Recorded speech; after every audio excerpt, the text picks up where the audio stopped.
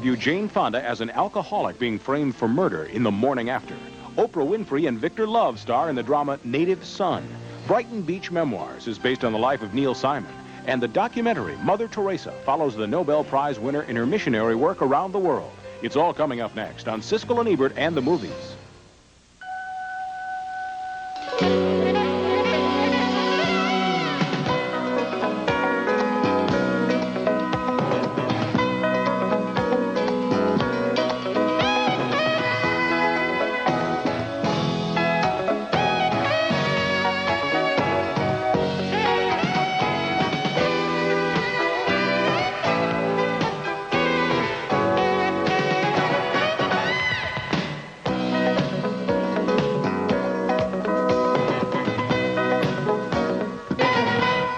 Jackie, I just woke up with a dead guy. You got more serious problems than lousy lovers, believe me. No. I mean dead, Jackie. This man is cold. Jane Fonda wakes up from a drunken blackout one morning and finds herself in bed with a murdered man. Is she the killer, or is she being framed? Well, that's the question she has to answer in The Morning After, one of the new movies we'll be reviewing this week. And I'm Roger Ebert of the Chicago Sun-Times. And I'm Gene Siskel of the Chicago Tribune. Our first film, The Morning After, has received, I think, some misleading advance word passed on around about it. It's sort of been billed, at least it was to me, as Jane Fonda playing an alcoholic in sort of her version of the classic film The Lost Weekend, when actually the movie that The Morning After is closest to in spirit is The Jagged Edge, a big thriller.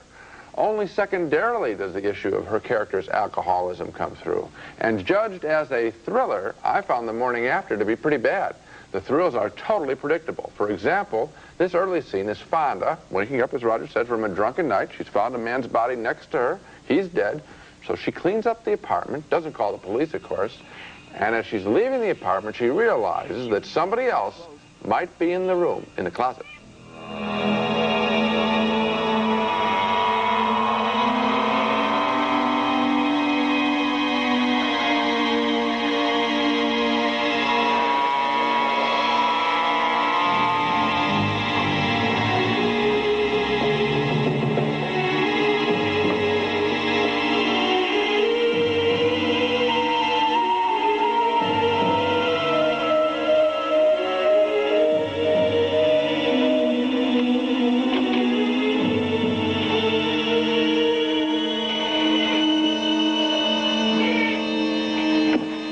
Now that scene continues. She backs out the door, and guess what? Yes, the moment we think she's safe from the guy in the closet, whoever's in the closet, yes, just at that moment she thinks she's safe, yes, somebody grabs her. Surprise, surprise, surprise.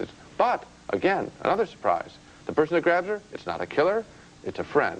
Well, I've seen that repetitive sequence of safety, fear, safety, fear. I've seen that scene so many times in so many low-rent movies like the Friday the 13th series that I was really surprised to see it in a supposed quality film like this. This film also has a romantic angle with Jeff Bridges playing a burnt-out cop who decides to help Fonda solve the mystery of the dead man's body. He also takes a liking to her, of course. No surprises this time either. How'd you get disabled? Well, it was an incident. Really let it all hang out, don't you? Okay, I got stabbed by a little hooker. 14 years of age. Anyway, she must have cut some nerves up here. I can't draw my weapon right anymore. Feels awkward. Maybe you just got tired of being a cop. Oh, you kidding? That was the best job I ever had. I've said this for years, that Jeff Bridges has one of the best track records of being in quality movies. He's a terrific actor, but I think he's made a mistake this time because The Morning After is nowhere near the level of Bridges' last thriller, Jagged Edge. No surprises this time, just lots of plot holes in The Morning After. And as for Jane Fonda's character as an alcoholic, well, she may do a very good job, but I think it's thrown away in a bad movie. Well, I agree with you that the plot is no good. In fact, there were holes in this plot so big that you could drive another movie through them. In fact, the contradictions, including, for example, the whole business of how they're going to get rid of the bloody sheets and why the police didn't find him there, how the body got in her shower, etc., etc. Forget it. Why they didn't rewrite the plot of this movie from beginning to end, I don't understand. I don't either. Yet, I recommend the movie. Oh, my God. Marginally because of the performances. Jane Fonda and Jeff Bridges. Interesting, especially Jane Fonda. Reaching here, creating a character who is very interesting. Also, lots of minor supporting performances. Very interesting. This is a case where the people came to work and they did their best and they did good enough for me to recommend the movie, even though the screenwriter let them totally down. Well, Roger, I think if we have to rank things that are important in movies, I would say that in a thriller, the script is by far the most important thing, and it's a washout. But don't you think, Gene, it's quite valid in order to talk about, for example, last week you were saying you liked all of Eddie Murphy's stuff in America and none of his stuff in Asia. And I voted thumbs down on the film. I like the performance here, even when I don't like what's being done in the screenplay. Isn't that just as valid? It's valid what you think. I just think your vote's off. That's okay. Well, you make mistakes before. Don't worry about it. No, this is not going to be my last, I'm sure. Okay. It's not according to you. Next movie. Our next movie is named Native Son, and this is the film version of a heartbreaking American classic by Richard Wright, the story of a black teenager on Chicago's South Side more than 50 years ago and how he's charged with the murder of a rich white girl. The circumstantial evidence against this kid is damning, and he's so inarticulate, there's no way for him to explain how the tragic chain of events got started. Victor Love stars as the young man named Bigger Thomas, and in this scene he learns about his new employers from the maid played by Geraldine Page. You know, Mr. Dalton's done a lot for you. My people? Oh, yes, the color. He's given over $1 million to colored schools. Elizabeth McGovern plays the daughter of the family, and her boyfriend, played by Matt Dillon, they're both left-wingers. They make a point of treating Bigger Thomas like an equal, and he grows very uncomfortable. Bigger, I want you to meet Jan. Jan, this is Bigger Thomas. How are you, Bigger? Fine, sir. First of all, you don't have to call me sir. I'm Jan and you're Bigger. He means that, Bigger. Listen, why don't you let me drive for a while? No. No, it's okay. I mean, I can't. Mr. Dalton said I'm supposed to drive the car. It's all right, Bigger. The girl gets drunk, Bigger takes her to her bedroom, and afraid to be found with her there, he accidentally smothers her to death. In a panic, he stuffs the body into the family's furnace, and later, reporters seeking news of the girl's disappearance discover her remains. Bigger is charged with murder, and here his mother pleads for forgiveness from the dead girl's blind mother. Teresa, I know I ain't got no place with you. I know.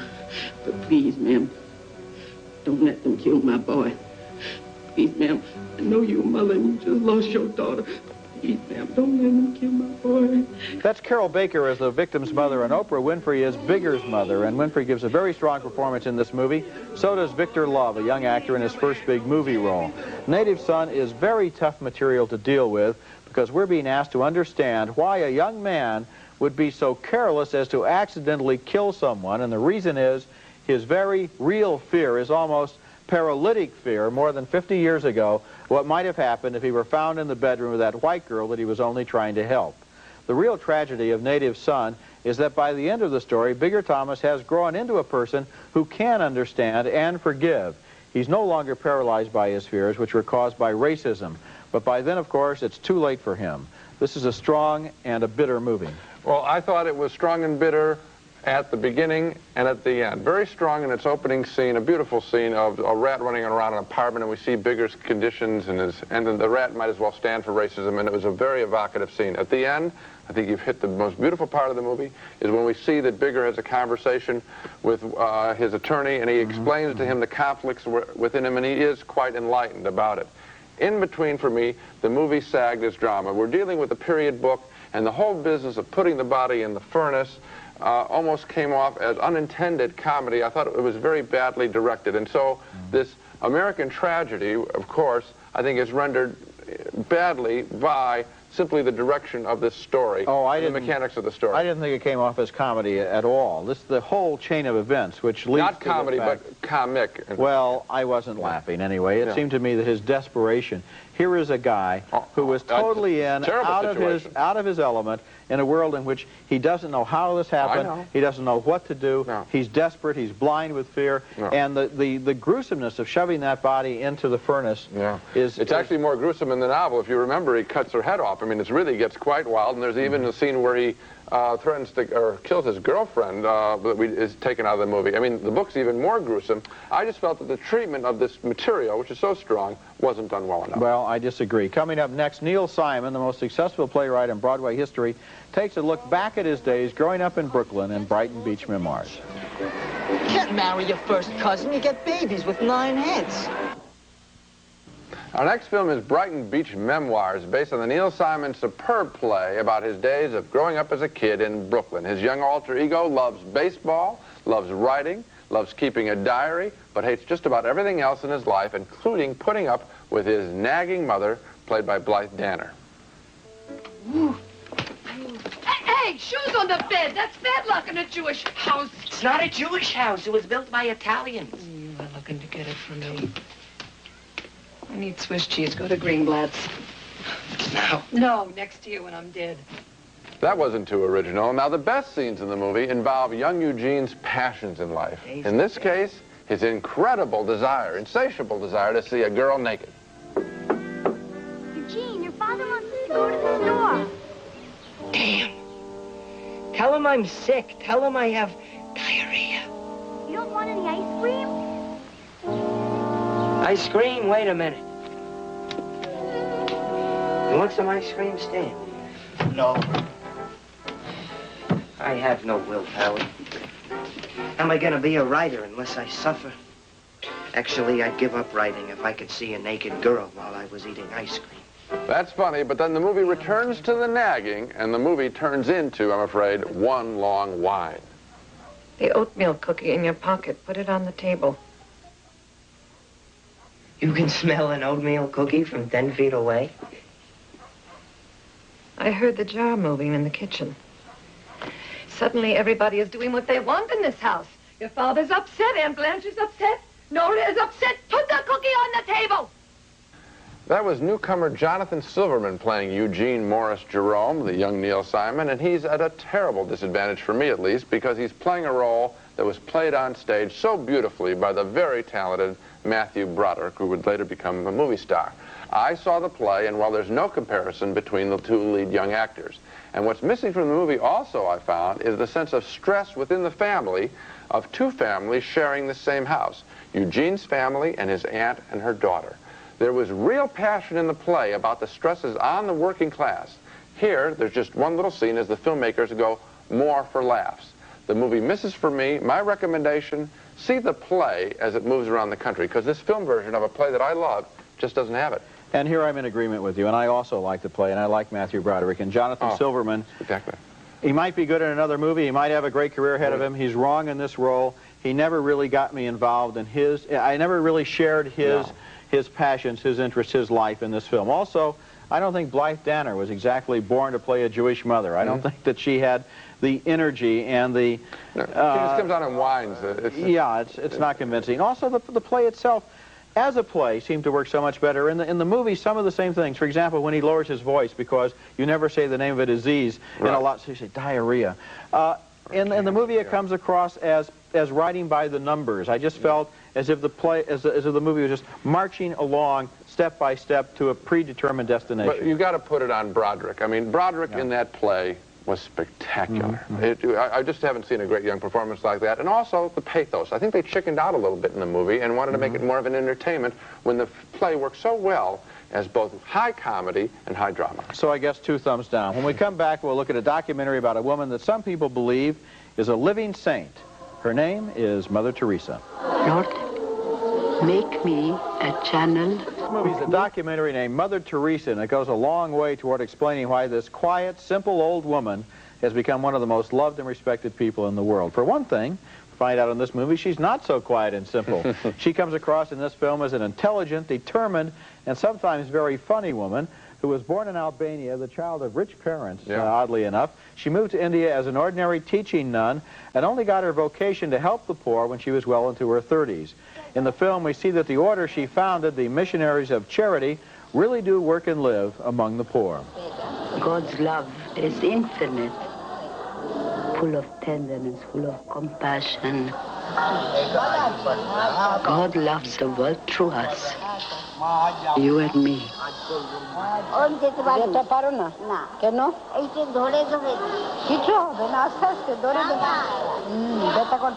The way you touch people,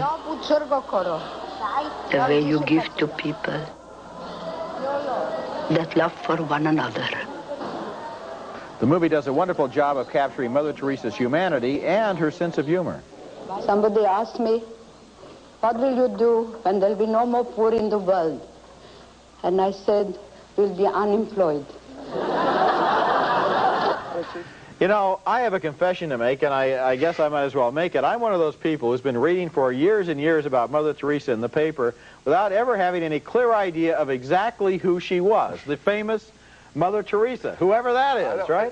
Roger, there have been parodies of her. You know, on Saturday Night Live, you see this little woman, and they make jokes about her.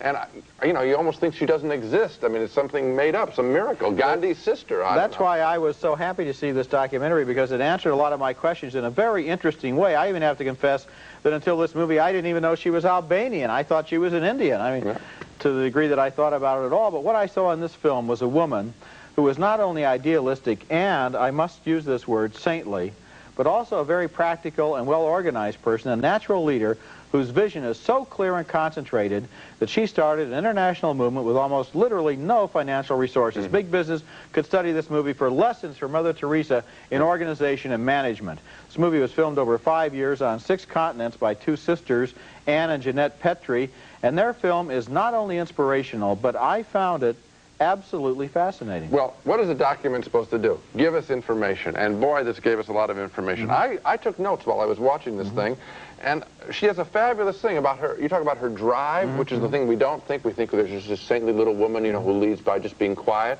She says at one point, I had to write it down, she's talking to some of the people working for her. She says to these young people who are going to start to work for her, if you don't have that zeal, pick up and go home. No need to stay. I mean, she could be Lee Iacocca talking to the Chrysler plant and saying, if you can't produce, get out.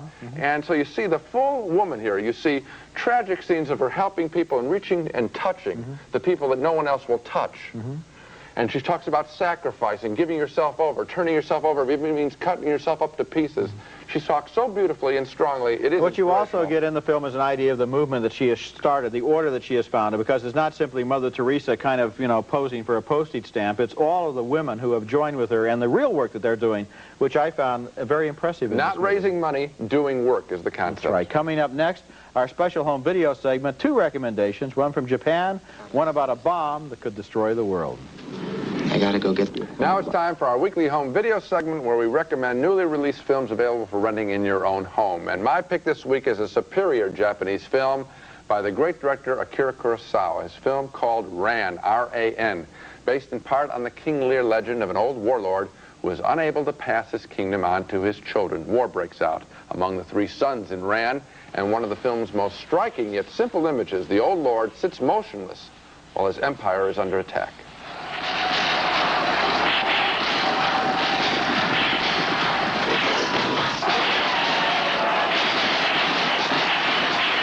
That's a magnificent scene. Only a master filmmaker like Kurosawa would have the wisdom to know that less is more, that keeping the Lord silent and stationary would be more effective than if he were running around screaming in response to the arrows and all the fighting.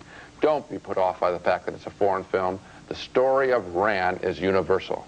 And you know, it's probably a story that's also very personal to Kurosawa, who is himself very old now and in infirm health. And this, it's almost, for example, Olivier did King Lear on the stage. Right. Kurosawa does it as a film. I guess when you get to a certain age, the story of King Lear means a lot to you personally. Either you want to keep your family together, or I have the feeling with Kurosawa is he almost wants to keep the Japanese film industry together, which he has seen sort of crumble a little bit around him. Well, not support him. It's a very good film. My choice at the video store this week, in addition to Ran, which I would certainly recommend, is a movie named The Manhattan Project, which came out earlier this year and kind of got lost at the box office, even though it is one of the smartest and funniest thrillers of the year. The movie stars John Lithgow as a nuclear scientist and Christopher Cowlett as a very bright kid who sneaks into his lab and steals everything he needs to construct his own nuclear weapon. Paul, we know it's not on, Paul. So I want you to just put it down and walk away. Walk away? That's right. I'm going to count to 3. The Manhattan Project was written and directed by Marshall Brickman, who's worked on a lot of Woody Allen pictures, and it shows a real quickness in the dialogue and the storytelling. This is a bright movie about a bright kid, and by the end of the movie, the kid has just about outsmarted everyone into starting World War III. The Manhattan Project is lots of fun. It is lots of fun. It works as a good little thriller. John Lithgow turns in another one of his good performances. He's very valuable. Maybe they should have used that kid Christopher Collett in the Neil Simon play, because that would have been good. I still think if I can go back to that film, because I'm still angry about it, I wanted it to be so good, they should have gone and used Matthew Broderick. They didn't, because they thought he was too old. It would have worked. Well, we could also go back to last week's show. I have a few notes I'd also like to make, but in the meantime, Manhattan Project and Ran, right, for video. Okay, now let's recap our reactions to the movies on this show. Roger and I split on The Morning After. I thought it was a dumb, predictable thriller. Roger thought that Jane Fonda's and Jeff Bridges' performances more than made up for the film's many faults. One thumb up, one down. We also split on Native Son, the black drama. Roger found it quite moving as a whole. I appreciated only about 2 scenes. Again, one thumb up, one down. We finally agreed on Brighton Beach Memoirs. The Neil Simon play turned into a movie. The lead performances were weak. The jokes were not compensated by the bittersweet living conditions. 2 thumbs down. And finally, we both appreciated the documentary on the amazing life of Mother Teresa, an inspiring story for the holiday season. A well-made documentary about one of the most charitable spirits of our time. 2 thumbs up. So the one we both agree on is Mother Teresa, which is opening city by city around the country. You might want to look for it wherever you live. Right. Next week, we're going to do one of our favorite shows of the year. We're each going to select our personal lists of the year's 10 best films. And then I'm going to explain to Gene all of the movies that ought to be on his list and are not. Yeah, that'll be next week. Until then, the balcony is closed.